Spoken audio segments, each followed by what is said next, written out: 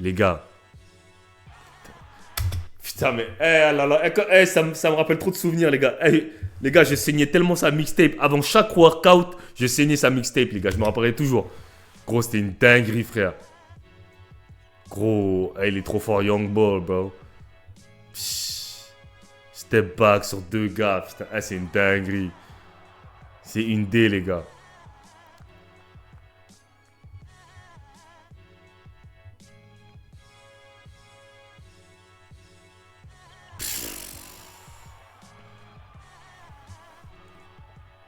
Oh là là. Oh là là là là là là. Oh là là là là là là. Mais les gars. Wesh, le gars il fait ma taille, frère. Regardez les alloops qu'il attrape, frère. Les gars, il a la tête au-dessus de la planche.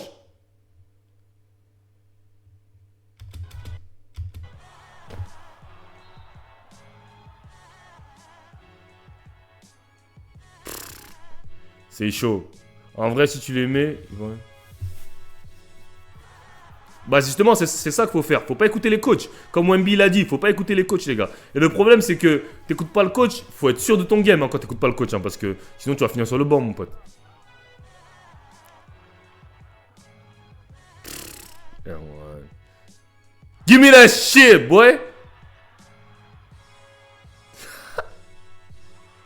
Regarde, il s'est retourné avant la fin du shoot. Il s'est retourné avant la fin du shoot.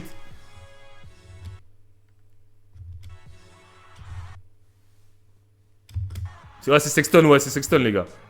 Quand il a joué en 3 contre 5 et tout, c'est une dinguerie. Sexton, il a vraiment une histoire de fou. Hein. C'est pour ça que je veux qu'il aille dans une bonne équipe NBA. Parce que je pense vraiment que c'est un dog, lui. Regardez, wesh. C'est une D, frère.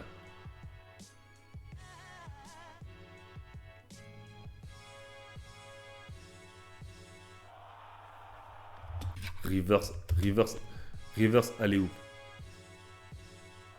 Les gars, on est qu'à 1 minute 45 de la vidéo. Hein. Vous avez vu tous les highlights qu'on a vus, les gars. Ah ouais, tu l'as posé deux questions, tu l'as posé quoi comme question? T'écoutes pas le coach bench. Après moi, tout le monde disait que t'as vu la mixtape de Colin Sexton. Ouais, de ouf, tout le monde disait ça. Mais en fait, c'était pas la mixtape le pire, c'était les épisodes. Tu sais, je sais plus comment ça s'appelait les épisodes. Young Ball, je crois que ça s'appelait Young Ball. C'était une dinguerie.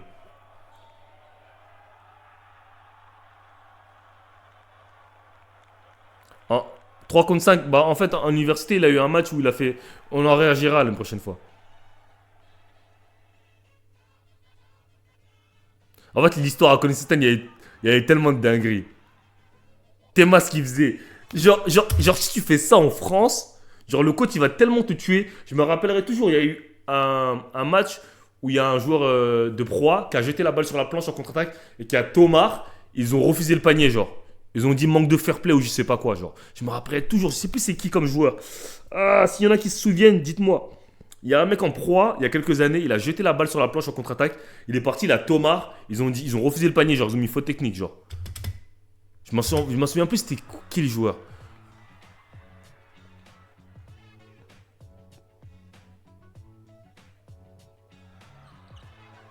Regarde lui. Oh là là, il est trop fort. Tiens, dégage. Pull up. Regardez la loupe qu'il prend, frère. Bam, stop, pull up. Face. FaceTime. Tu vois, c'est comme ça qu'on devient un scoreur. Ok? C'est un scoreur, ça s'invente pas. Tu vois, c'est en faisant ce qu'il est en train de faire, Colin, en des répétitions, des répétitions, des répétitions, des répétitions, des répétitions, des répétitions, des répétitions, en match, en situation de match, que tu vas devenir un scoreur. Tu vois? Et c'est pour ça que je vous dis que quand, par exemple, la dernière fois, j'étais sur mon live et il y a un mec qui disait que Bilal, il va tourner à 25 points de moyenne. Je lui dis, mais moi, je pense pas que ce soit possible que dans sa carrière, il tourne à 25 points de moyenne. Parce qu'il n'a pas eu cette formation de scoreur. Et pour moi, tu ne peux pas devenir un scoreur à partir. Une fois que tu as passé tes 20 ans, tu peux t'améliorer dans le scoring. Mais tu ne peux pas devenir un bucket getter. Ce qu'on appelle un bucket getter, c'est les mecs comme Shea, Luka, Kyrie, KD. Genre ça s'invente pas. C'est des mecs c'est des scoreurs purs depuis qu'ils sont petits. They know how to score the ball. Donc je pense pas que Bilal, ça pourra devenir un mec comme ça. Mais comme je l'ai dit, ça pourrait être un très bon défenseur, un très bon 2&D qui tourne à 15 points, entre 15 et 20 points de moyenne, avec une bonne défense. Mais je pense pas que ça pourrait être un mec, première option, on lui donne la balle, crée le jeu et tout. Parce qu'il a pas ça dans son bag, tu vois. Le seul scoreur français, ouais, c'était Fournier. Et le Fournier, ce seul truc, c'est qu'il est pas athlétique, tu vois. S'il était athlétique, ça aurait changé la donne. Oh là là là. Les gars, vous avez déjà vu un mec faire ça en France en match? Ah, c'est un ouf. Regardez, wesh. Il a plus 360 les.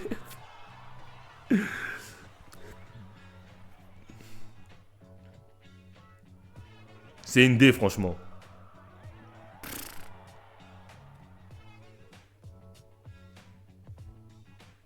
T'as des 6 hommes, c'est des vrais scoreurs comme Clarkson. Ouais, voilà. Mais tu vois, les mecs comme Clarkson, c'est un bucket. Tu vois, Clarkson, il est connu pour ça toute sa carrière, c'est un scoreur, tu vois. Tu vois, c'est un scoreur. Bilal, c'est pas. Ça a jamais été couru pour un scoreur, même à Levallois, c'était pas un scoreur, tu vois. Je crois que c'est DJ Steven, Jules, je crois que t'as raison. Hein. Je crois que c'était DJ Stevens.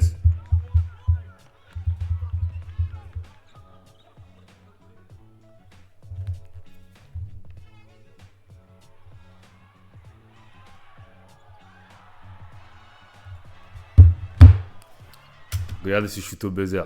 Je me rappelle de ça. Sur 3 joueurs. Au buzzer pour l'égalisation, ce sont 3 joueurs.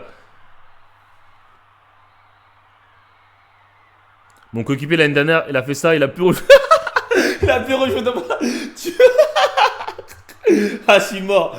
Eh, il a marqué ou pas? Eh, Bill, il a marqué ou pas ton coéquipier? Il a pu rejouer pendant 2 matchs. Après, moi, je vais pas vous mentir, moi, je peux me permettre de le faire en match. Mais je parle plus en jeune. Ryan Zion en high school.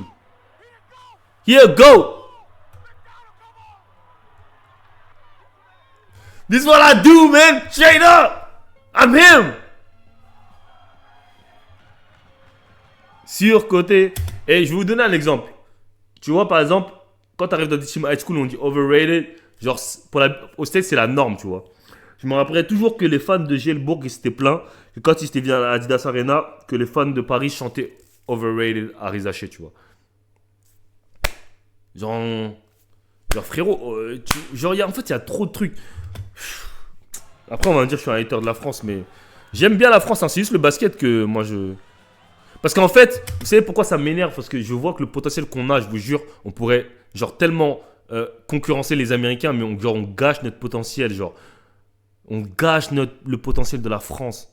Parce qu'on ne veut pas faire les efforts de formation. Alors qu'on pourrait être aussi fort que les Américains, genre. On le voit bien, on regarde en finale et tout. Genre, si on avait une bonne formation, si on mettait les bons joueurs, si on mettait Sylvain là au lieu de prendre Albici, si on arrêtait de faire des conneries comme ça, mais on pourrait être trop fort.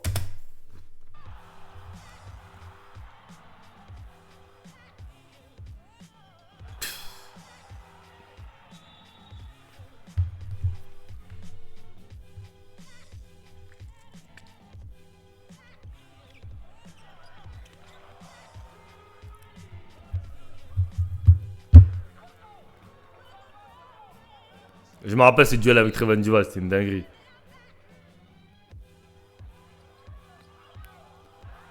C'est une dinguerie. Il saute plus haut que son big man. Après, il dit à son big man, saute plus haut, saute plus haut.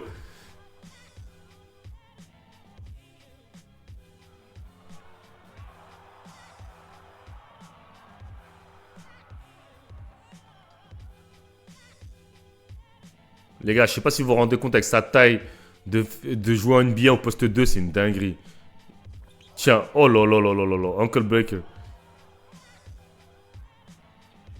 Pull up.